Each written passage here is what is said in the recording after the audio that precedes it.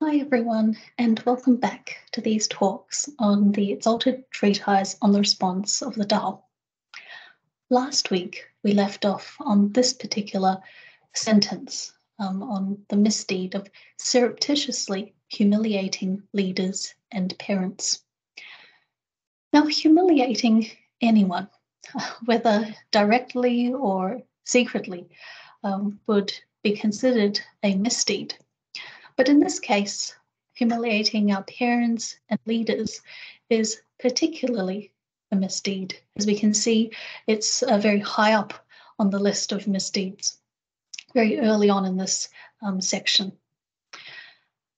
Humiliating, of course, we often think of through our words, belittling, insulting, ridiculing, making a joke about someone. But actually, humiliating here can also involve our actions. Our actions, as well as our words, can cause our parents to lose respect, dignity, and pride. And actually, sometimes we don't even realize it. This idea of humiliating leaders and parents secretly is not just when we are conscious of it, but actually sometimes being even unaware and ignorant of it. And that's the whole reason why we spend time to read texts like the treatise and the Deeds of Great Guidelines for Being a Good Person, because it's through these ideas that we can really we know whether or not we're meeting and according with these guidelines of the sages. In terms of humiliating our parents in particular, this is quite a major misdeed. And in fact, we read later in this list of misdeeds that there are other ideas and misdeeds associated with our parents. So this is a very key value, not only in Confucianism, but also here in Taoism. But the fact is that it's not just anyone. Our parents have looked after us for at least the early parts of our life, but many parents will continue, even after we've grown up, continue to worry about us and our lives. So this point here really sends a message home. When we read Confucian texts, which has family reverence, filiality, this idea of honoring and caring for parents at the very core of the Confucian system of thought.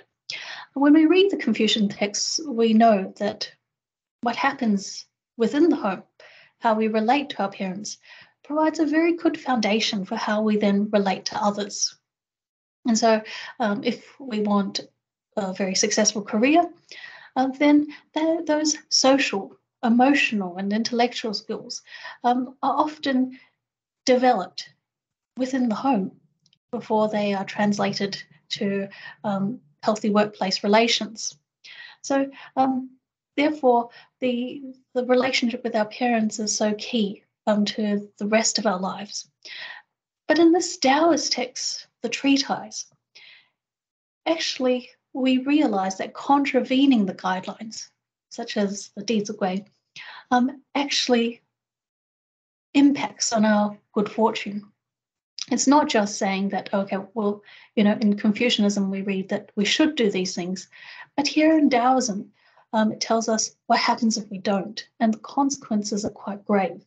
As we read earlier, these misdeeds, the seriousness of these misdeeds, can impact on even the length of our lives. And on top of that, people despising us, us not getting along with others. So really, there's no accidents in life. Why is it that our careers or our workplace relations are not as good as others? All of these things have causes, and this treatise, Taoism, really highlights the cause and effect relationship. And then if you bring that together with our prior understanding of Confucianism, of this parent and child relationship, what we should do, then it only adds to it. It's not separate, in terms of the learning, it's actually cumulative, and it consolidates what we already know, what we really should be doing. Now, leaders here refers to, yes, it could be civic leaders, but even those who are lead the organizations that we're part of, whether we're at school, university, or already working.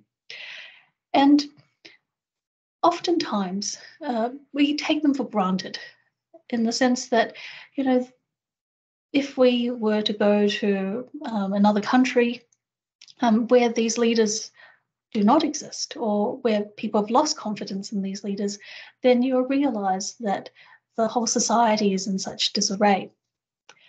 So that's the reason why humiliating our leaders is in the same sentence as humiliating our parents, because it's these leaders that sort of uphold that order, that regularity, and in our workplaces provides us with that care at work and for our careers. So that's wanted to simply discuss these sentences. In the future, there will be other misdeeds related to leaders and parents, and we can sort of elaborate more on these principles. We'll move on to the next sentence. It states, disrespect one's teachers and defy one's superiors. So these are really two separate misdeeds, aren't they? And what I'll try to do is cover them separately. So first of all, today we'll focus on this idea of disrespecting one's teachers. Now, here, of course, many of us know that this would be quite an impolite thing to do. But it's actually it takes on a different significance when we think back to the times of when this treatise was written, around the 13th century in imperial China. And we try to think about what kind of education that imperial system implemented, and why was it that respect for one's teachers was so important. And that's what I'd like to focus on today. So the ideas of education. What do we mean by education in pre-modern China? And because of this particular idea of this misdeed, what were the responsibilities of the teacher then as compared to now? Why was it such a bad thing to disrespect one's teacher? When we think about education today, all of us have had some sort of experience with the education system. When I say education, for many of us, the idea of formal schooling pops up in our minds. The idea that, this kind of education starts generally around the age of 5, continues for another 10 years, and then some people will also then decide to go on to further tertiary level learning in university. And we think of this, at least the formal schooling that most of us may have experienced, is that of learning sort of discrete areas of knowledge, whether it's science, language like English, mathematics, etc. And this is obviously something that is very much the modern education system, but I want you to now put that all aside, because what I'm going to talk about is quite different. So what I'm going to show you now is a very key statement about education written in the 18th century. And it was written by a very famous, renowned official of the Qing dynasty, the last dynasty of imperial China. His name was Chen Hongmao. And he was considered a model official. Not only was he in a government position as a provincial administrative commissioner, but he was also a philanthropist. He established over 700 charitable schools. So these schools provided free education for the disadvantaged, and these schools occurred at the lowest level of jurisdiction, so the prefecture level, right up to the county level. So he established a number of schools, and in these schools, for the curriculum, he compiled together what could be called a source book of childhood education, which he sort of brought together very important writings about childhood education in this one book. And this was for the reference of teachers and parents of the students at these schools. So a very influential text. And for each of the writings, so he didn't write the text himself, he compiled these essays from very important educators throughout Chinese history. For each of the writings, he would provide an introduction. Why did I include this? And for the very first writing, this is what he says. He says, learning is to become human. There is no one in the world who is without relations. So what relations are is interpersonal relations. And thus, all learning is that of human relations. Master Zhu, who wrote the particular text that he's talking about, talks about the 5 teachings. And the 5 teachings that he's talking about relate to the... Let me just...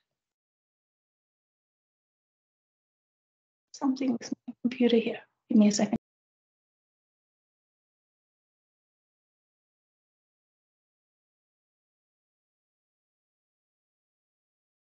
Let me just reshare that PowerPoint. Okay. So basically, the 5 teachings he's talking about is the 5 relationships. So very put simply, the parent-child relationship between partners, siblings, and outside the family, between friends and leader and team member.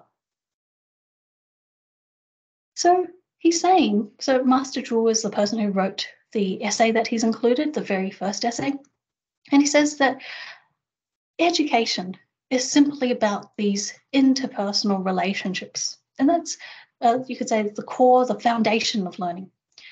And it also then continues by discussing cultivating oneself, cultivating one's character, and how to handle affairs and interact with others. And interestingly enough, he says, there's really nothing else. This is very different from what we might think about education today, with all of the separate subject areas.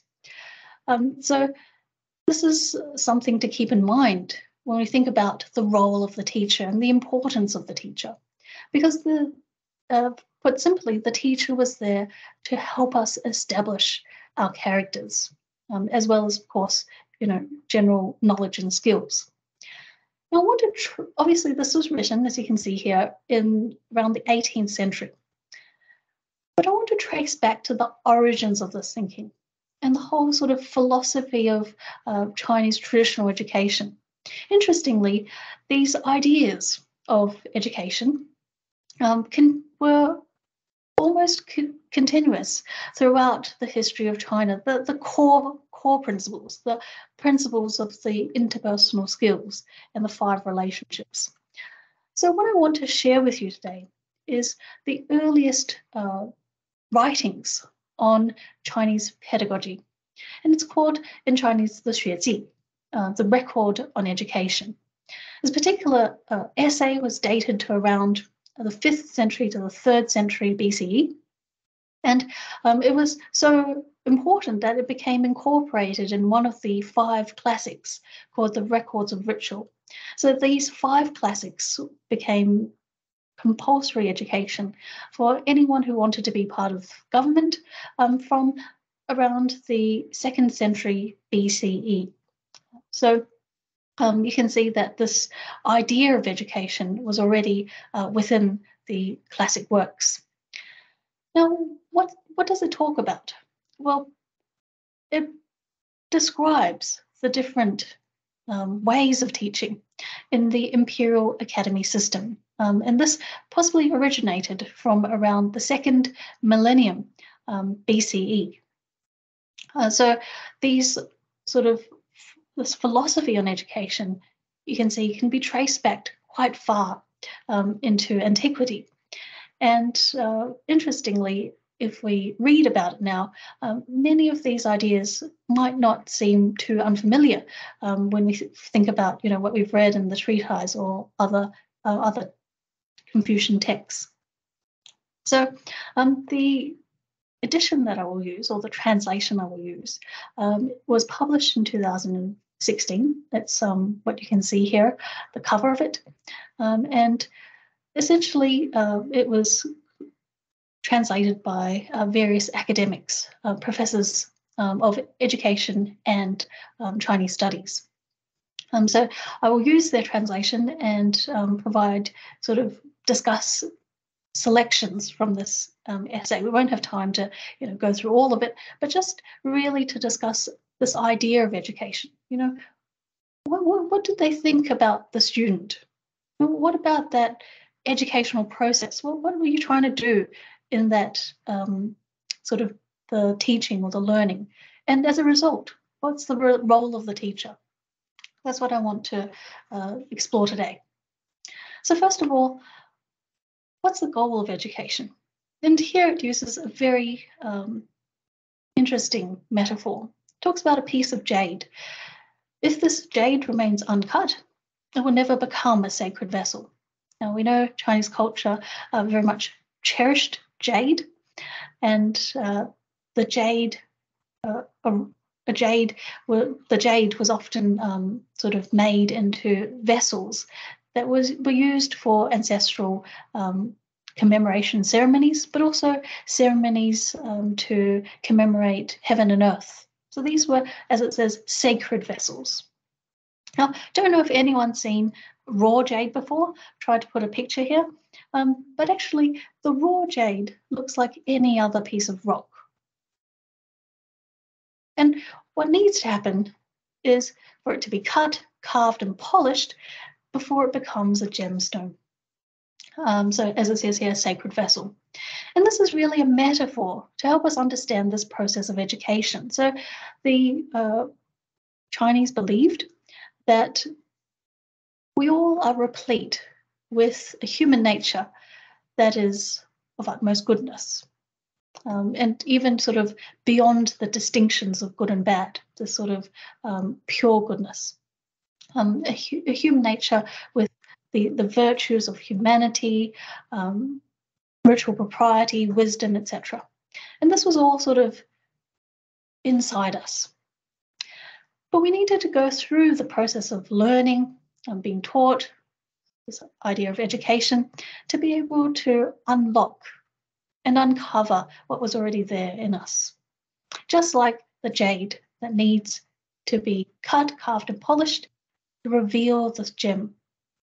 So that's why it says a person that does not learn will never realize the proper way. Now, this way here, as you can see from the fact that there's a Chinese character and the word dao after it, is not any other method or path, but it is considered the natural order of things. And in the way of human life is that of complete harmony, not only with people around us, but the environment around us as well. And this occurs through the uncovering of our wisdom and our virtues. So this way is really the practice of our innate nature, you would say. So to the early Chinese, and in fact, as I said, this was a concept and principle that very much remained throughout imperial Chinese history about the process and the goal of education, is the uncovering of our innate virtues. So education, in a nutshell, was about developing our character and our moral excellence. And this particular education was not just for us as individuals, but actually had this far-reaching effect. So it says in the next line that the ancient kings, such as King Shun, who are pictured here, established their kingdoms and developed their people through education. And they made education their priority. What do I mean by that? It's not just establishing a lot of regulations, providing compulsory education, but actually they made it a priority in their ruling household. the princes were educated, and then also the population. So whether you were part of the ruling house or whether you're part of the community, this kind of education was something that was sort of promoted throughout the kingdom. And they believed that this was so important that it had to be the priority in their government. So this gives you an idea, you could say, of the kind of education that we're talking about, and also how it was so integral to government. This particular extract then tells us that, yes, this education is there. It's in the texts, it's in the systems, the schooling system, etc. But we have to actually engage with it. So it says, even though a banquet is laid out before you, if you don't partake of it, you don't eat it, then you will never know how delicious it really is. And in the same vein, this ultimate way, a way of living that really optimizes you, your own personal well-being, but also the relationships that you have with others and the world around us, then if we don't, it's there, this learning. But if we don't engage with it, then we will never know what we're really missing, and also its efficacy, as it says here. So yes, we have to engage with it, but how and what happens? So it says here that it's only in learning that we realize we have inadequacies. And I think, this learning sounds quite abstract. It's written so many thousands of years ago. But actually, when we look at these ancient texts, such as the treatise or the sage learnings through that's been extracted in the Dizgue, then really they are one and the same. So, let's take an example of a line that we've already discussed in the treatise. The idea that, we should view another's gain as our own and view another's loss as our own. Now, it's only when we learn that we might say, okay, well, why don't I do that? Seems that something's missing there. Why am I not able to fulfill that particular guideline, practice that guideline? So the learning and the guidelines that you read in the text cover not only our attitudes to living, our words and our actions, but what it does is, they're not just things in the textbook, things in the book. When we read it, it's only when we read it, when we engage with it, when we really reflect on it rather than simply reciting it, that we realize that we're falling short of perhaps some of these ideas. So these inadequacies, as it says. And then on top of that, this education also involves teaching. Now you might say, okay, I'm not actually a teacher. I don't have a teaching degree. How is it that, when I learn this, I also teach at the same time? Well, actually, we teach not through words only, but through our example as well, because this form of learning is learning about living. And how we live our lives is exactly the example that we set to others, the teaching that we give to others. And, yes, this teaching could involve also articulating it, trying to explain it to our friends or family. And when we do that, of course, whether it's through practice or through our words, we realize our limitations and perplexity. Now, in Chinese, the word here is kun. And this word literally means difficulty. So when you run into difficulties, when you're teaching someone, you're trying to tell them, okay, you should try to see someone's gain as your own, their gain as your gain, and their loss as your loss. It's only when you try to explain that to someone that you might say, okay, well, why do they have to do that? What's the underlying principle? And how do I actually do that? And then you realize that there perhaps are limits to what you understand. So you could say that, In learning, we realize our inadequacies would relate to the idea of practice. And then in teaching, we realize our limitations because perhaps there's some principle, limitation in our understanding. So it's about knowledge and practice. That's the key thing about this particular education. So we engage with it, we learn it, we reflect on ourselves, we evaluate ourselves and realize there are inadequacies. And then we try to, through our example, provide that model for others. And then we realize, well, perhaps there are some limitations in our understanding. And so it continues by saying that when we realize our inadequacies, then we can really reflect on ourselves. Otherwise, before then, we might think that nothing's wrong. Everything's fine in our lives. How can we improve? And then by teaching others, we run into roadblocks, and then we know where we might want to read more, we might want to understand more and improve. And therefore, this kind of education is interesting because it really engages both our mind and, our actions, mind and body. And we have to live it, understand it, and live it. And therefore, it says teaching and learning actually complement each other. They've actually quoted from another classic of the documents, the Shang Shu here. It's a chapter called the Yue Ming, the command to Yue. And these are the words of a very famous ruler from the Shang dynasty, so prior to this time. And the documents itself was considered quite authoritative. So they're really quoting this to tell us that, these ideas are no one's personal ideas, but actually ideas that have been, around since those times, the Shang dynasty, when this idea of education was more than just, some text, but actually about understanding and improving ourselves. So this great ruler, he said, teaching and learning are two halves of a whole that inform each other.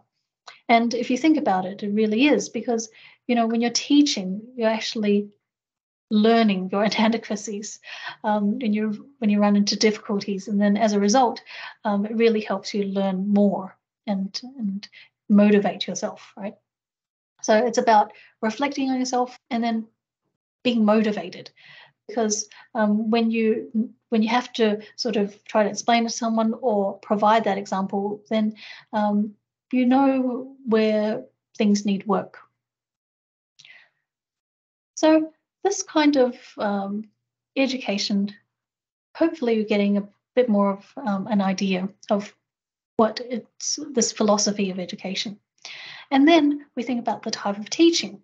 And I put this here because I want to start with what it isn't. Okay, so what do the teachers do and what they shouldn't do? Let's start with what they shouldn't do.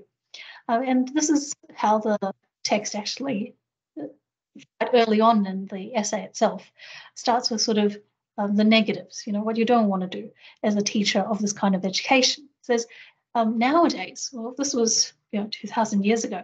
Nowadays, teachers just drone on when they read through the text. So, this particular word in Chinese literally means the wooden and the bamboo slips, because they didn't have books in those days. So the teachers are sort of reading off these slips, and they're not really caring whether the students are understanding. They're sort of reading what's on the page. And on top of that, these teachers, the ones that are criticized here, are people who might not necessarily understand the underlying principle, the underlying message that will then help the students connect things together and then ultimately be able to practice it. So that's the first criticism. That's what the teachers shouldn't do. The other thing is that these types of teachers, because of probably their lack of understanding, they ask a lot of questions to try to cover up their ignorance. So it says here, interrogate the students. And on top of that, they just want to rush through the lessons. They're anxious to show that the students are advancing, they're making progress. And, at the end of the day, they actually really don't care. They don't know, or they don't really care whether or not what they're conveying makes sense. And on top of that, perhaps it sort of reveals their underlying inability to understand the texts themselves, because these classical texts often had quite profound principles. So it's not really just the superficial meaning, just like before when we looked at the metaphors. Well, the metaphor is not important. It's really just to help you understand the next sentence, which is the main message, right? So it's not just the superficial meaning. So these are the teachers that are criticized, okay? And it says here that they teach students without this sincerity, without this ability to tailor their teaching to understand the students and how they might be feeling. Maybe the material is difficult. On top of that, they fail to fully impart their learning of the Tao. And this is quite interesting because we don't think about that these days with our education system, because, year 7 maths, you're meant to meet these standards. This is the textbook and this is what the teachers teach. In terms of this learning, and when we talk about the record of education, this essay being about the practices of the Imperial Academy, well, they're not really teaching children. They're teaching probably late teens and people who are actually already enrolled at the Imperial Academy, sort of the highest educational institution in the kingdom. So these are sort of people who will become scholars and government officials. And what it's trying to say here is that these teachers are worried that the students might surpass them. Now, it's not just about surpassing them in knowledge. Remember, this kind of education is not just simply about the textual information, the knowledge. It's actually about the living, the skill of actually putting it into practice. Now, that kind of experience, this experiential learning, you could call it, is something that, you have to do yourself, right? And the more you do it, the more you sort of realize some of the challenges and find ways and solutions around that. Now, if this particular teacher, well, the teachers are further along that path, and certainly they would have found solutions and, know what are the common pitfalls. But as it says here, this teacher, in terms of this learning of the Tao and perhaps, trying to explain the cultivation, they are worried that the students might be better than them, better, not just they know more, they can recite more, but actually their character. So these teachers, the ones that are criticized, of course, are the ones that don't tell them everything. And they say, well, they don't reveal perhaps solutions to problems, and they keep these ideas to themselves. So this is something that is frowned upon. And therefore, as a result, based on all of the above, what they do teach is very contrary to this idea of character education and learning to become a scholar, a noble person with noble character. And it says then that, what the students seek, because, the students are misled by their teachers. So obviously the questions, what they're focused on is going to be very different, is contrary to the way, the style. So therefore, it's terrible for both teachers and students. And then the next, the rest of the passage tells us that, such as because of this, then students really dislike what they're studying and also dislike their teachers unexpectedly. They really can't understand what's happening because, the teachers are just reading out the text, rushing them through it. And they suffer in this whole educational process. They don't know why they're learning. They can't really connect the dots, how these underlying principles come together. And as soon as they complete that course, as soon as that teacher is finished teaching them, then they actually forget everything that they've learned and abandon any further interest in pursuing that course of study. And therefore it concludes that this is just ineffective teaching and it's a waste of time. So you see that, 2,000 years ago, this was already happening. That, yes, there was this great idea of education as trying to uncover this innate goodness that we have in us, this innate nature. But there were teachers who weren't doing this already. It's not very easy. Why is that? What are the teachers? What are the exemplary teachers doing?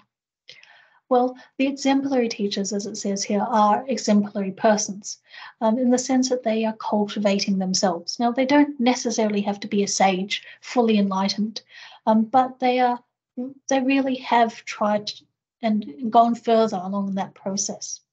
So the role of exemplary persons as teachers is really to enlighten the students. So these are the best teachers, what the teachers really should be doing. Well, let's not say best, is what's expected. And to lead, what they do is they lead students forward through reasoning and inspiration. They, as the photo here is trying to illustrate, they show the way. What's coming up? What's the destination? What can you expect? Because they've walked further. And on top of that, they encourage and really motivate the students along this path, rather than holding them back or sort of. There's another interpretation of the word, the Chinese word, which is that they push the students along, try to coerce them. So that's obviously not encouraged. So this is something that exemplary teachers would encourage rather than push or hold back students.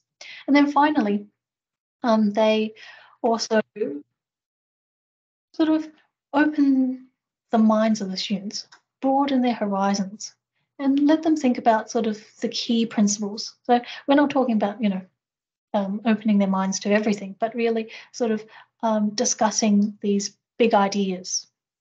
But the point of the teacher is not to tell them the solution to everything, the answers to everything, all the key points and the how everything fits together. The exemplary teacher allows the student the space and the time to think about it themselves. You see the difference here is that there's this encouragement, this motivation, inspiration, but and obviously through this process, the students understand the general strokes, and therefore are encouraged to then pursue the details themselves through their own practice and further learning. And as a result, you can see here that if the teacher really does this, they're the guide. They guide the students rather than sort of coercing them or rushing them through. Then the teacher and student relationship is quite harmonious, provides that sort of a great atmosphere where the student can then be free to explore both their strengths and their weaknesses and feel comfortable enough to really reflect on their weaknesses and ask questions about it. What can I do? Because I keep running into the same problems. Every time I meet this person, triggers off something, and therefore I get angry or something. And how can I better relate? So the teachers, by guiding them, will provide that kind of atmosphere. And as it says here, they encourage the students to grow them. And every student is different. They will have their strengths and weaknesses. And the exemplary teacher will tailor the teaching. If the teachers open the minds of their students, they can promote thoughtful inquiry, as I said, this idea of being, the students have to be independent thinkers. And this is very interesting, isn't it? We're looking at a piece of writing that is over 2,000 years old, one of the earliest Chinese writings on pedagogy, which I've told you was, very much the gold standard. This records of ritual, this particular text was read throughout, almost throughout the history of Imperial China. And yet, these days there's this misconception about traditional Chinese education as being just rote learning, very passive and just, geared towards learning for the exams. When what you can see in front of you is something that is, we would say, student-oriented. It's about experiential learning. It's about independent thinking, and really makes you realize that this was something that was promoted at that time. Very key aspect of Chinese education. And it says that, these are the exemplary teachers. They are truly enlightening educators, the best educators. Not only do they guide the students, but they also have to check the students for certain weaknesses. And there are 4 main types here. So the first was that some students may overextend themselves. If there's one text that they're reading and they start seeing that there are other texts that they might have to read in the future, well, they might want to, this kind of student will try to read all of the texts at the same time, maybe 2 or 3 different texts. And as a result, they overextend their capacity. They think they can do it, read 3 texts simultaneously, but ultimately the system of thought in each of the texts may ultimately become disordered, right? So the teacher then has to pick that up, identify that student is the type that likes to learn a lot of things. Perhaps even they're not able to focus on one, and sort of bring them back to the importance of that focus. And then the second type of error is that some students might focus too narrowly. Now, when I say this, when I go through these 4 types, I also want you to think about whether you have any of these kinds of attitudes yourself, because these are very common. There's 4. When you're learning, whatever it is that you're learning, and in particular in relation to the learning of the treatise or the other texts of the ancient sages, whether you do this yourself, and to pick up on this, identify it in yourself. Do we overextend ourselves, trying to learn one and sort of look at others at the same time? And it's not just about referring to them or consulting them for some ideas. It's actually trying to learn several at the same time. And then the idea of focusing too narrowly, so thinking that only one is enough, and not sort of having the capacity to learn more, but actually just sort of keeping to just these certain texts. Maybe there are some other systems of thought that you should also consult and look at. So this is another type of common error that's found in these kinds of students for this character education. And the teacher then really has to encourage them to look further afield and other texts. The third error is thinking that it's all too easy. So really underestimating the level of difficulty and therefore not really reflecting on what you're learning. Thinking that, oh, okay, well, this is what I think and that's it. The fourth error is giving up. Now, this is not to say completely, giving up on your studies, but giving up on the material itself, not asking questions to ensure that you actually have the correct understanding, and valuing your own opinion, giving up on sort of being open to more, to the ideas of that text, reading the text as it is, rather than simply having your preconceived opinions being sort of projected onto that text. So these are 4 very common attitudes. And as a result, it says here that these teachers are very special. Not only are they, trying to find ways to inspire the students, motivate them, identify their strengths, but also even more important is understanding their weaknesses. And therefore, the last sentence here says that teaching is nothing more than promoting excellence in students and rescuing them from these errors. Because these are sort of the things that will stop them from progressing, will be very detrimental to their learning. And it uses the other metaphors here. It says these kinds of teachers, they're like amazing singers. If you hear this really great singer, you want to sing along to their song too. And even after that music has ended, it's still on your mind. Similarly, excellent teachers will inspire their learners, their students, to learn like them, have the same attitude to learning, have the same aspirations to learning, and emulate them. And how do they do that? Not just through their example, but also in particular how they instruct. So it says here that they are concise, what they say, but also penetrating. So they don't have to say very much, but it sort of hits the spot, hits the mark. What they say, obviously, some of these ideas are very profound and also quite subtle. So they don't necessarily tell you everything because they leave it to the student to understand and practice it themselves, in the sense that everyone has to find their own way. There's not just one way of practicing, because different people have different, you say, relations. Their parents will be different from other parents. So how you sort of tease out that notion of family reverence to your parents is going to be different from, let's say, your classmate or others, right? So the teacher will, what they say might be subtle, but yet quite profound, and they don't need to say much. As it says here, they don't need to use a lot of examples or metaphors, but it's still understandable.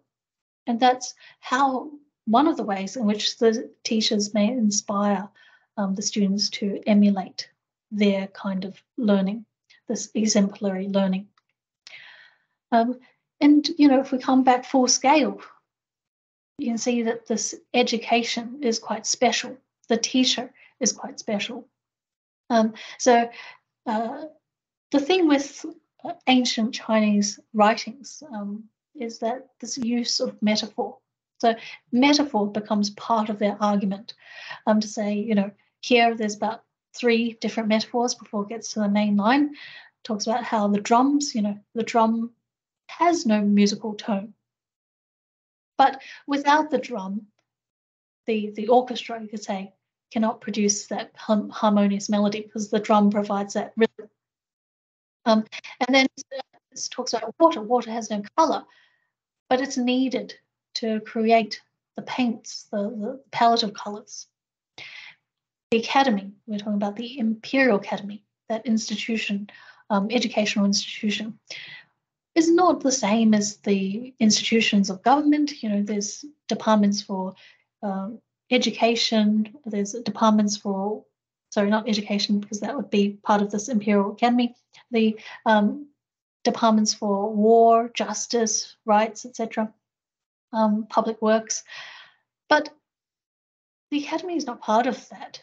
And yet without the academy, so without these, this idea, the education, bringing up and training of the scholar officials that will actually be part of the institutions of government, then there would not be proper order in government or society.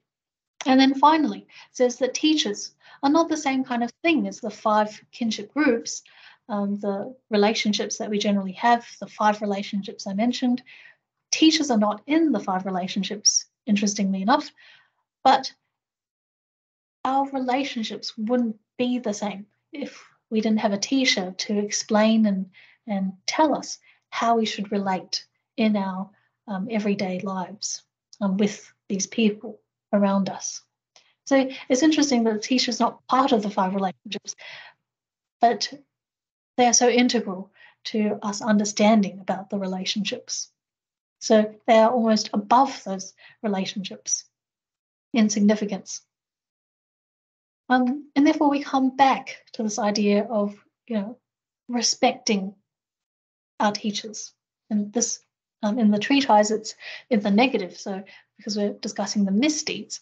So to disrespect one's teacher is a misdeed. And as I said in the beginning, it's not just impolite. We think these days, oh, disrespecting our teachers, that's not the right thing to do because it's just impolite, it's rude. But it's actually a misdeed that, based on the gravity of what you do in terms of that disrespect, could lead to consequences like shortening of lifespan, poor health, etc. And you can see why now. And these are not the teachers that we're thinking about today, although you might be fortunate enough to have met one who very much might be able to help with that kind of cultivation of your character, of yourself, and the way of living, that art of living. But you can see how those teachers should be respected because of that dynamic and that very comprehensive and holistic education that they are imparting and guiding. So this is another section from the record on education, where it talks about this idea of respect for teachers. It says, what's the most challenging thing when you're learning? Is respecting the teacher. This is actually something that is not really intuitive. You think that, actually maybe the hardest thing in the learning is actually practicing all of these principles. But the record on education tells us that actually the most challenging in the proper way of learning is respect for our teachers. Because it's only when we respect our teachers, or when the teachers are respected in this kingdom, we're still looking 2,000 years ago, that this way of learning, this education will be revered throughout the kingdom. How we can behave in a harmonious way towards the people around us and our family and the community. And then it's only when the proper way of learning is revered that this impact will be felt and people will realize that this kind of learning should be respected. So you can see how the teacher is the key here to that impact that it has not only on the individual, but through the rest of the kingdom, and why it was that the ruler prioritized this education. So it says here that in those days, the ruler, there are two occasions in which the ruler does not treat his ministers as subordinates, because the ruler is the highest position or the highest rank in the kingdom. We're talking about the ruler of the kingdom. And that would mean that everyone in the population would be considered their subject. But there are two occasions, as it says. The first is when in an ancestral commemoration ceremony. In those days, there was a person who impersonated the ancestors. And usually it was someone that was quite young, maybe a grandson. And when this grandson was impersonating the ancestor, then the ruler would not treat that grandson or that young person as their subject. They would treat them as their ancestor. And the other occasion is at the academy. According to the etiquette in the academy, usually when you see the emperor faces north and the subject faces south. Yes, and but in terms of the academy, to show that the teacher-student relationship, so the teacher of the ruler doesn't sit in that orientation, the sort of north-south orientation, they sit in the east-west orientation. And that occurs when the ruler is entertaining or receiving guests. So it's not a sovereign-subject relationship, but rather a host-guest relationship, which means that they're both equals. And in fact, in this case, the ruler is trying to show that they are respecting